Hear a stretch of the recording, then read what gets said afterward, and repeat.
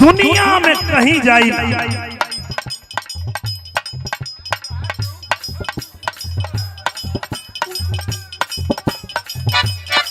हाँ भोले बाबा का पूरा अच्छा काना निरहु निरहु निरहु निरहु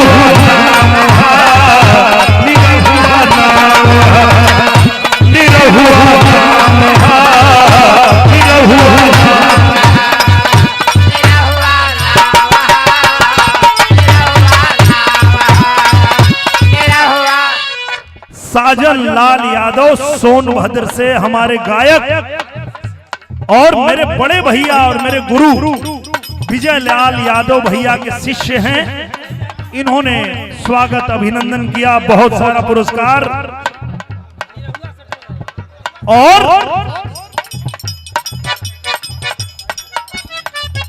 इनकर बार का स्टाइल जो है ये धरती पर किसी संगीत में इतना समय श्रोता नहीं देता है। वो बड़े से बड़े सुपरस्टार आएगा 2-3-4 घंटे में ग्राउंड खाली हो जाता है। मैं तो बहुत बड़ा ग्राउंड गढ़ा महोत्सव जहां 2 लाख की भीड़ होती है, उस गढ़ा महोत्सव को भी गाया है और गाया ही नहीं है, आजमाया है। जो भी कलाकार बॉम्बे से बिहार से जो भी आए थे लोकगीत के, लेकिन इतना देर तक ना 4 घंटा 5 घंटा जात जात आदमी अपन फटल पी रहा है। कौन नहीं जानता 4 लाइन के गीत है, 4 लाइन में 4 रस मिलेंगे। कालू डोम के घर राजा हरिश्चंद्र बिक करके गए हैं, मुर्दा जला रहे हैं, हाथ में हरा बांस, काले कपड़े की पगड़ी बांधे हुए चांडाल का रूप है। रानी पंडित जी के घर में खाना बना रही हैं 10 वर्ष के बेटे रोहित कुमार अर्थात रोहितास को। बड़ा मार्मिक हृदय विदारक भाव है भैया। सर्प जिस दिन काट लिया, परीक्षा की घड़ी है, श्मशान पर एक मां रोती हुई लेकर के बेटे को जियत लड़का के 3-4 साल के लड़का के उठावा ताही दुखाए लगला, और 10 साल के बेटे को लेकर के हवा लगता है कि सर्द हवा है, चीर देगी कलेजे को। बेटे को लेकर दुख का पहाड़ टूट पड़ा है। परीक्षा भी क्या ऐसी होती है। भोर की समय है, घड़ी 3-3:30 बजा रही है। कभी कहते हैं अलाव जला करके कल का सत्यवादी राजा हरिश्चंद्र चांडाल का रूप है, हाथ में हरा बांस, काले कपड़े की पगड़ी, काला कपड़ा पहने हुए मुर्दा जला रहा है, हाथ में शराब की बोतल है, धू धू करके आग जल रही है। एक शराब की बोतल की एक घूंट मुंह में डालता, दूसर की घूंट उठा करके और आग पर फेंक देता, आग और भी प्रज्वलित हो उठती। उसी बीच में देखा, क्या देखा, भोले ककासी नगरिया मसनवा पर अब भोरे चिता एक गुजरिया सजावे, लागे अनाथ केहू संगवा नयाइल बा, असुकुमार सुगना के आचरा उड़ावे।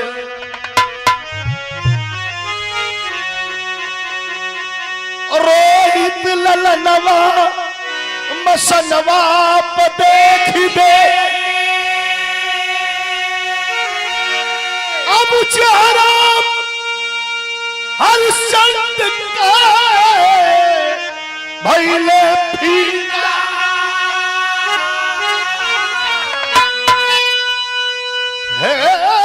रुक जा,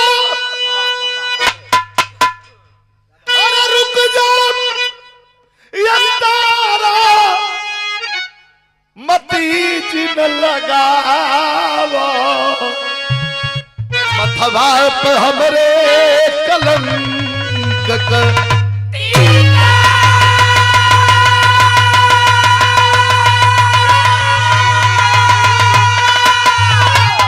दुखियारी माँ भैया चिता सजा करके लकड़िया धरे हो, माई तो माई हो, लकड़िया धरे काठ लकड़िया लइकवा के मुंह पे गिर जाए, अरे कह के लकड़िया हटा दे, घाव में लगे, वो तो मर गया है।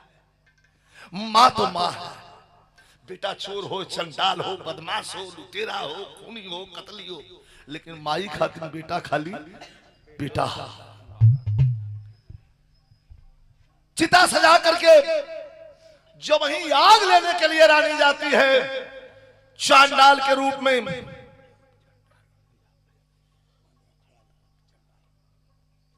और ये देखें 100 रुपए का पुरस्कार और कवि जी को भी सम्मानित किया गया। हम जानते हैं उजाला ढाबा और उजाला यादव के बड़े भाई हैं राकेश बाबू, ढेर दिन का भेटिया ना,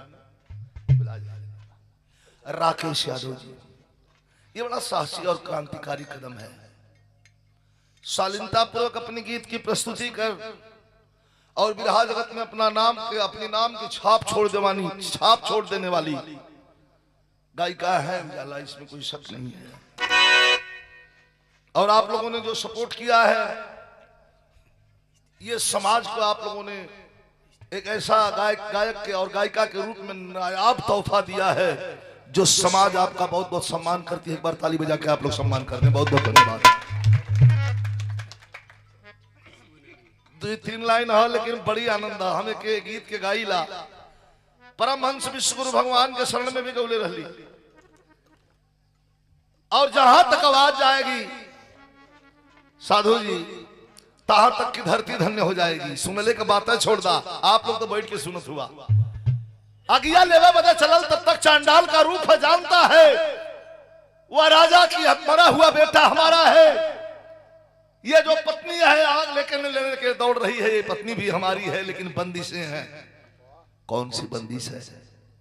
धर्म और अधर्म के बीच की खाई। जब ही आग लेने के लिए मां चलती है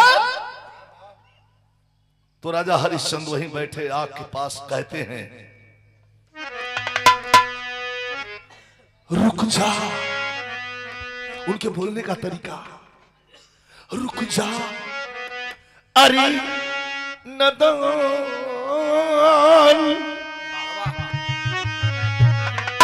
रुक जा रुक जा अरे नादान, क्यों तारा जलो रही, रुक जा अरे नादान, क्यों तारा जला रही, बिन कर दिए क्यों राज दुलारा जला रही। बेटा लड़ रहा है,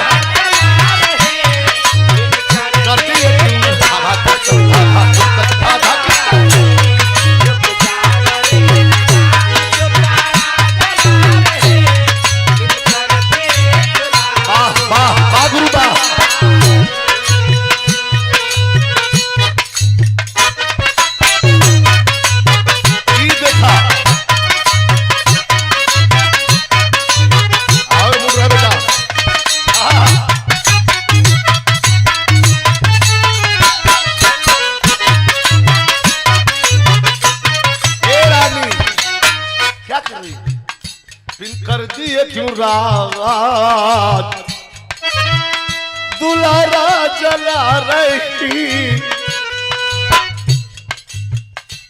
मरघट यहाँ का मैं नौकर हूँ, तू समझती है कि तेरा पति हूं तो नहीं हूँ, हाँ तू समझती है कि ये मरे हुए बेटे का बाप हूं तो नहीं हूँ था। मरघट पे कोई मेरा न अपना पराया,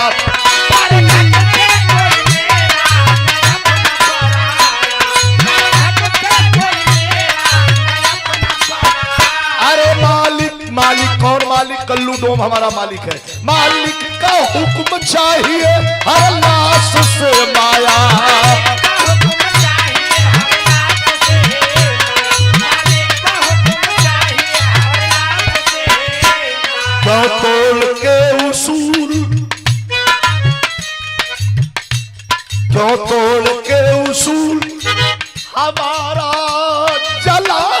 रही, क्यों तोड़ के उसूल हमारा चला रही है, दिन करती है चुरा तुलारा चला रही।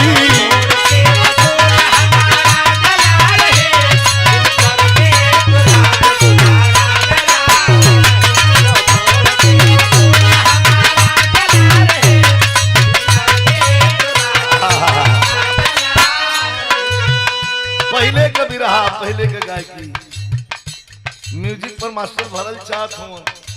हमानो का बचपना रहल, बिरजू उस्ताद बहुत बड़े गवैया थे गाजीपुर के। गाँव जना की फूल झरत का कहे,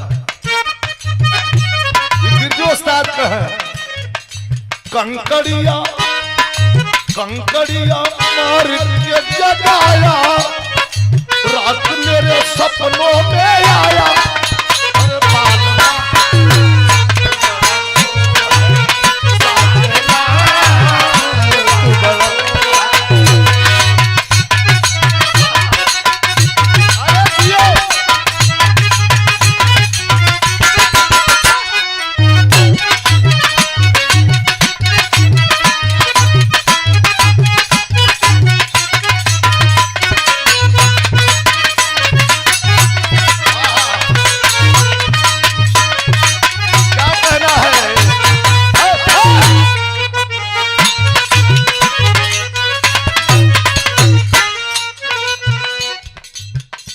बातों में राजा समझाते हैं, धीरज का इम्तिहान है। अरे पागल, ये परीक्षा चल रही है, तू क्या कर रही है? मैंने घर छोड़ा, द्वार छोड़ा, राज छोड़ा, पाठ छोड़ा, राजमुकुट छोड़ा, महल का सुख वैभव छोड़ा, मैं घर पर पहरेदार हूं, समझ में नहीं आता क्या तेरे? धीरज का इम्तिहान है, धर्म की परीक्षा।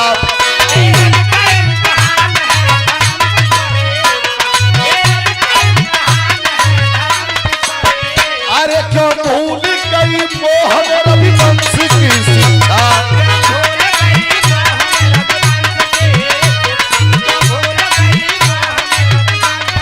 अब बड़ा खतरनाक राजा बोले, एक तुच्छ चीज के लिए सबसे प्रिय दुनिया में क्या है? अपनी औलाद, यही ना सबसे प्रिय है। और राजा ने उसे भी तुच्छ बना दिया। रानी के आंख से टप दे आंसू गिर गलो। हो समय हमार भी गरल है, हमारे लड़का के तुच्छ बनावत हुआ। रानी रोने लगी, कह रही है, रानी का ही करुण है, रानी का ही। अब इससे बड़ा करुण क्या होगा? बेटे की लाश चिता पर सुलाई गई है, बार बार आग के लिए निवेदन कर रही है, लेकिन डोम का बालू, डोम का नौकर, बेटे का भाई हरिश्चंद्र मानने को तैयार नहीं। कर दोगी तो आग दूंगा तो तुम्हारे बेटे की चिता में लगेगी। इसके बाद तेरे बेटे की आत्मा को शांति मिलेगी। अगर तुम अपने से आग लेकर के और बेटे की चिता में लगा देगी तो तेरे बेटे की आत्मा को शांति नहीं मिलेगी। डोम राजा से आग लेना पड़ता है, और मैं यहाँ का राजा, डोम राजा नौकर हूं। रानी को लगे, धरतिया पर पछाड़ा खाए के लूटे लगे। रानी कही कि प्राणनाथ जानती हूं मैं, आदर से और फर्ज को पहचानती हूं मैं, आदर से और फर्ज को पहचानती हूं, आदर से और फर्ज को पहचानती हूं। गुड्डू यादव जी ट्रक मालिक दूसरा पुरस्कार दिए हैं, यादव चौराहा बरकछा की धरती से। अब रानी रो, जीवन का आखिरी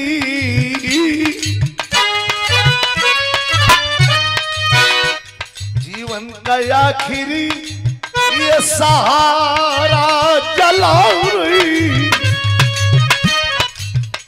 रानी के आंखों में आंसू है, कलेजे में गुस्सा है। डांट करके राजा से कहते हैं, बात का सवाल का जवाब दे दीजिए।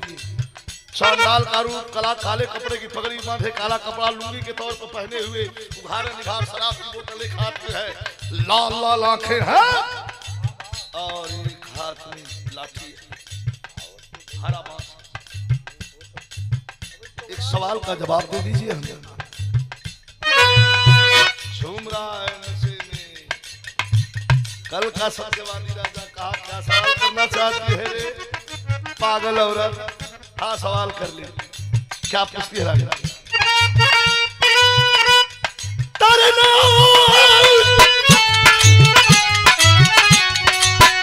सवाल का जवाब अंतिम लाइन है, पद है, देखिए। मैं पूछा था क्यों इतना सिर्फ मेरा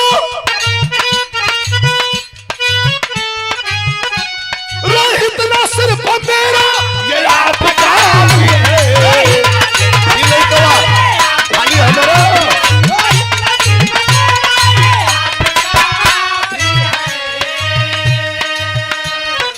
इतना सिर्फ मेरा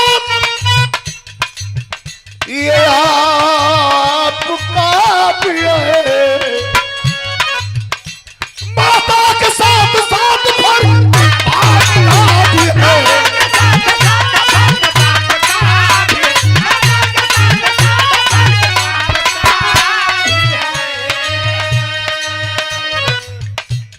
आचल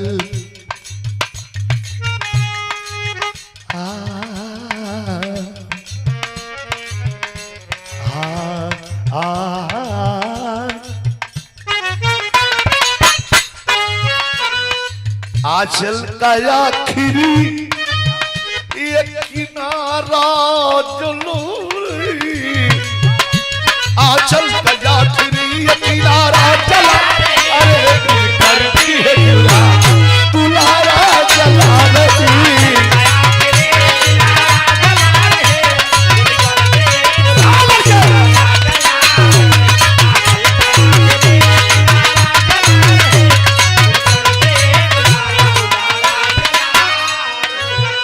आदरणीय बड़का भैया श्री धनराज यादव जी, यादव चौराहा बरकछा, हर कार्यक्रम में जाते बड़ा सम्मान आप लोगों ने किया भाई। बारे मास्टर तनी करुणा हो जाता तनी ना ना ना ना ना करू ना करू।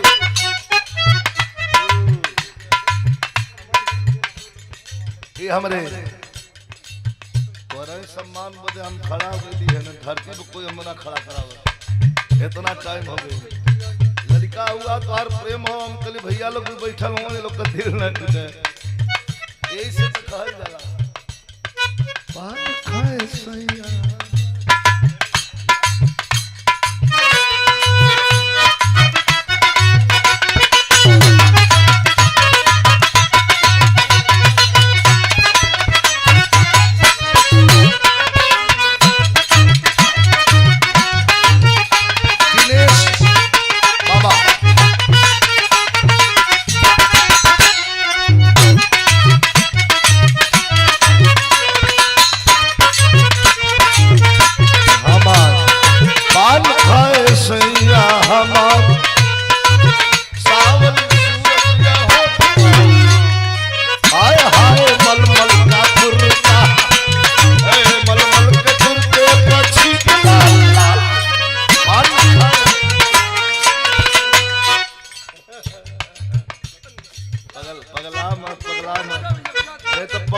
सूर तो हम पगलवावे लगे।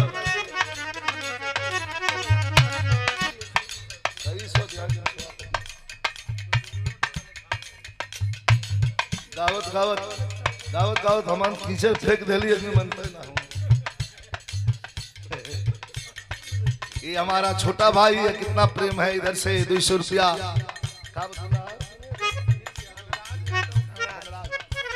धनराज भैया कहो, ये बरकछा चौराहा से इधर यादव चौराहा आइए, कई 100 रुपया दिनेश भैया कमेटी की ओर से तू कई 100 रुपया दे देला यार, बहुत बहुत शुभ आशीर्वाद।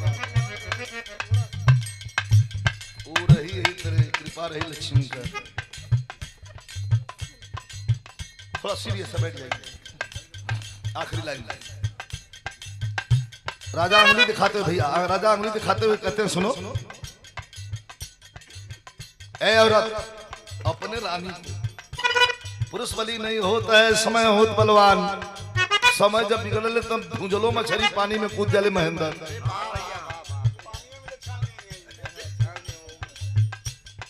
भैया मास्टर कहलिए महेंद्र से कि समय जब बिगड़ले तो भूजलो मछली पानी में कूद जाले, लेकिन तू तो मनवाना साथ छान ले बाबू।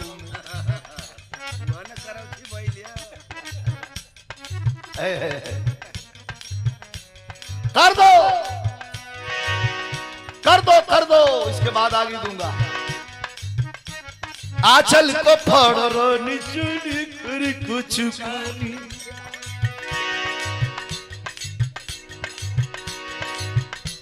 आंचल को फाड़ निचली कुछ काले। अरे नभ से सुमन की दृष्टि दे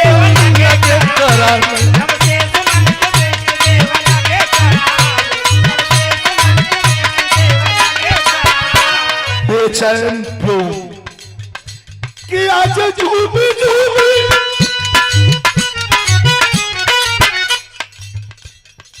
साधु जी ख्याल करा कि आज झूम झूम पुरुष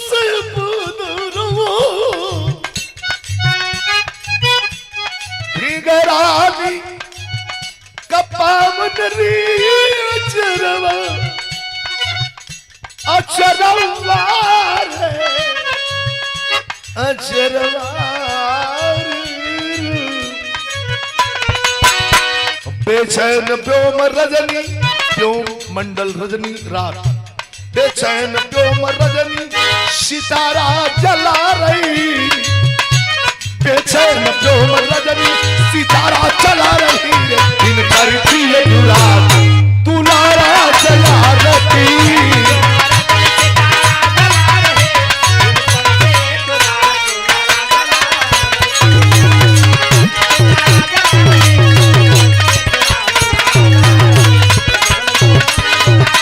बोलिए प्रेम से जयकार आप सद्गुरुदेव भगवान की।